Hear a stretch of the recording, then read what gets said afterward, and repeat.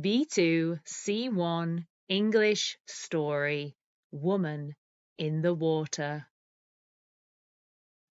The driftwood floats in and out along the shoreline with the sea glass, seaweed, and remnants of memories past. The sound of the waves chilled Richard to the core. He has memories of this beach, of these waves, and of the light cascading down from the lighthouse, causing the ocean to shimmer. Richard loved the sea. He loved to feel the water splashing against his skin and flowing through his fingers. He used to surf, bodyboard, and partake in co-steering with his friends whenever he got the chance. That was until one late summer evening 2 years ago, when everything changed, when he saw her in the water. He tried to come back to the same spot whenever he could. He would sit by the bay and watch the tide slowly drag itself in and out from the shoreline.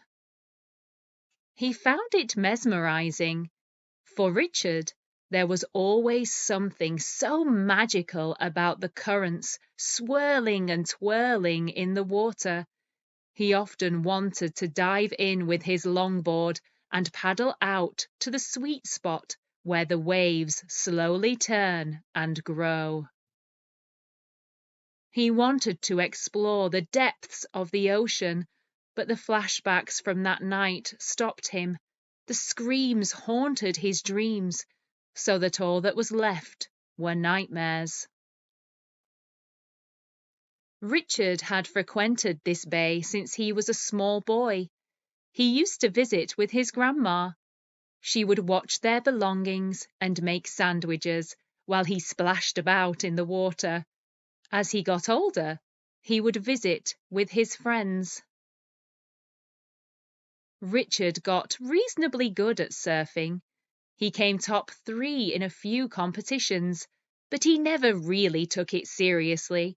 Surfing and the sea were his safe haven, his place to escape from the stresses of life. The sea always seemed to wash off any concerns, worries, or anxieties he was holding on to. Nowadays, Richard was still trying to find peace with the ocean. He sat at the water's edge, looking out to the horizon. He closed his eyes and took in several deep, long breaths. Each time he sighed out a breath, he tried to calm himself down. He was anxious, nervous, and on edge. He knew he had come back for a reason, but he couldn't concentrate on what that reason was. He stood up and walked over to some rocks. He sat himself uncomfortably down. Where was she? He kept thinking to himself. Had he imagined it all? He thought back to that late evening 2 years ago when he saw a beautiful woman in the water. She was screaming, crying, and shouting out for help. He signaled to the Coast Guard and swam out to where he could hear the cries. When he got there was nothing. The waves were getting bigger, and he found it hard to stay afloat on his board. Then, out of the corner of his eye, he saw a flash of beautiful blonde hair. Then she was gone. He kept swimming around in the hope of finding her. He could hear her, but not see her. Finally, the Coast Guard arrived and forced him onto the boat. They shone bright lights over the water, but nothing was there. Had he imagined the whole thing? 2 days later, the same thing happened again. This time, Richard didn't call for the Coast Guard. Instead, he laid quietly on his board and waited until she reappeared. He could sense something under his board. He could feel the currents in the water changing around him, Then, all of a sudden, he was pulled under. He could feel arms around him. Something was tugging him down. He fought against it and managed to get back to the surface, gagging for air. What was happening? As Richard tried to get up onto his board, he felt something help him as the water pushed him up and out into the air. He clambered back onto his surfboard and saw the blonde flash of hair again. She was about 10 meters away from him. She was looking at him inquisitively. Richard felt scared but intrigued by this creature. What was she doing here? And so close to the shore, too. She slowly moved towards him in the water until she was only a meter away. Richard was frozen with fear. He was scared that she would try to pull him under again. They stayed still and stared at each other for what felt like hours. They were both so intrigued by each other. After a while, she started to move closer, and she took her hand out of the water. Richard flinched. He was scared she was going to hurt him. Instead, she handed him something. She wouldn't speak, but she placed the gift on his surfboard and pointed at it. Richard picked it up. It was a ring wrapped in seaweed. Where had she got this? She kept pointing at the ring and back to the shore. She wanted him to return it back to his owner. But how would he find out who that was? He tried to give it back to her, but she shook her head and swam further away from him. Then, suddenly, he heard her scream. Something was fighting against her under the water. Richard didn't know what to do. Her screams were piercing. She clearly didn't want to go back under the water. He climbed off his board and tried to swim to her, but the waves were pushing him back to his board. She kept shouting and trying to get to him.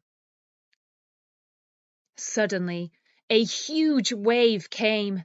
Richard climbed back onto his board, and he quickly started to paddle so he could ride it back safely to the shore. And with that, he heard one last scream, and she was gone. That night, the sea was incredibly stormy.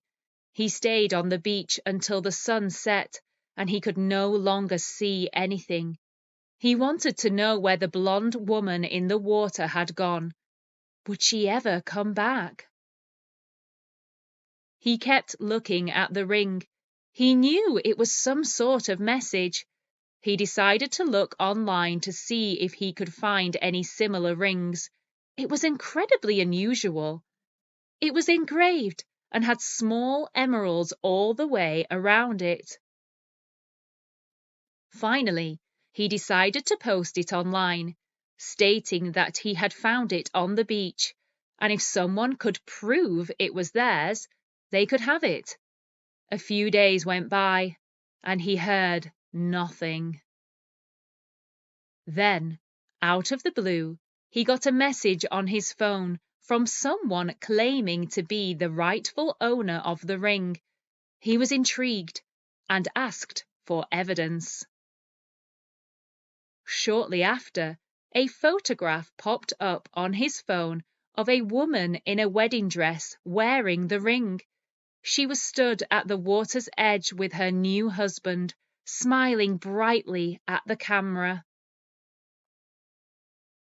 He then received another photo of the woman's hand on top of her husband's hand, and on her wedding finger was the ring. Without a doubt, it was the same ring. He messaged the number and arranged to meet them at the beach 2 days later. The 2 days dragged. Richard just wanted to get this mystery solved.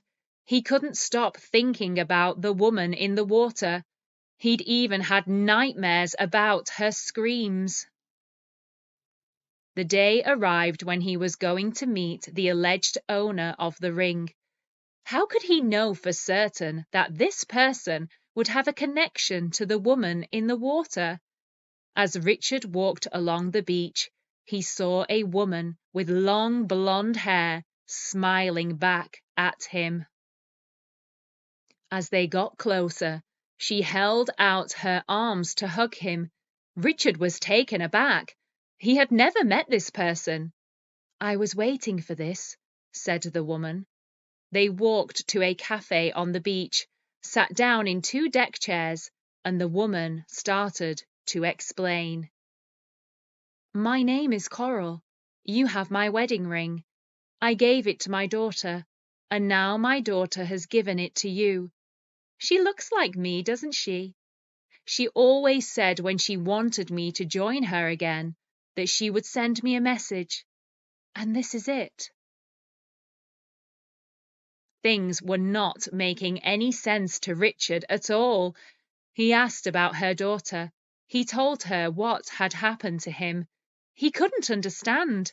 He almost felt like he had imagined it all. Was he going mad?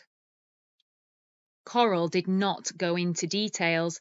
She merely said that this was a message from her daughter, and that now it was time for her to join her again.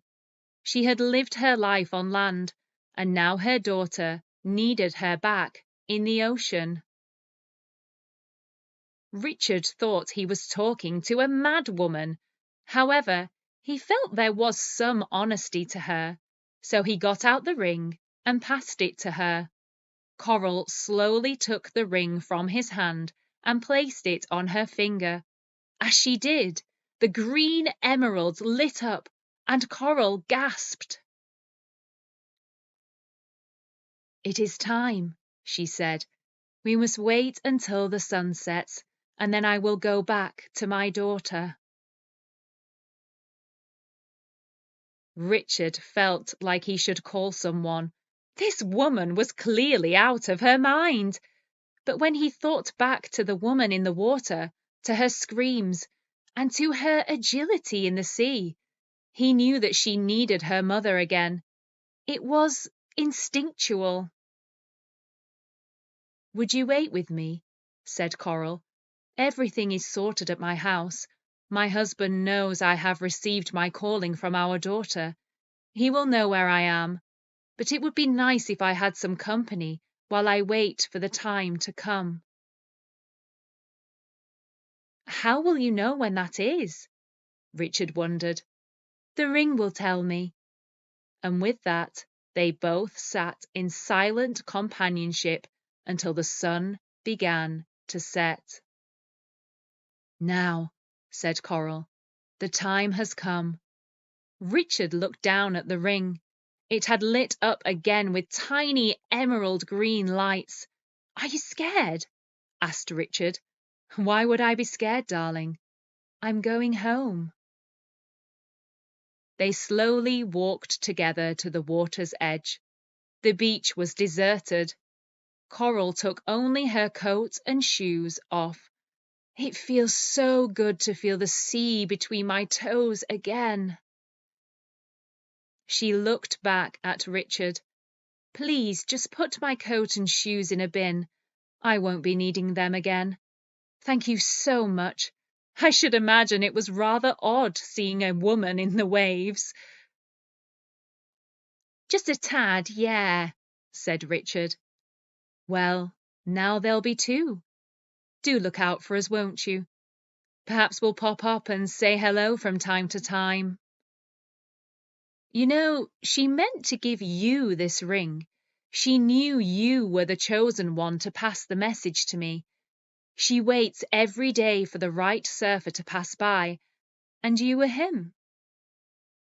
So thank you." She might have sounded distressed, but she was only trying to get your attention, so don't worry. She needs me to go back now. She is only allowed on the surface for a certain amount of time before they make her go back down. She is happy there. She chose to be there.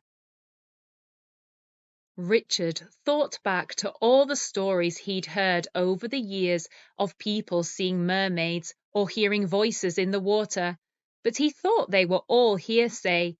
Now he knew differently. As he watched Coral slowly walk and then disappear into the water, he knew he would never be able to tell another soul about that day. The secret of the ring and the woman in the water would stay with him forever. We hope you enjoyed this lovely English story. Thank you for stopping by. Don't forget to like, subscribe, and share.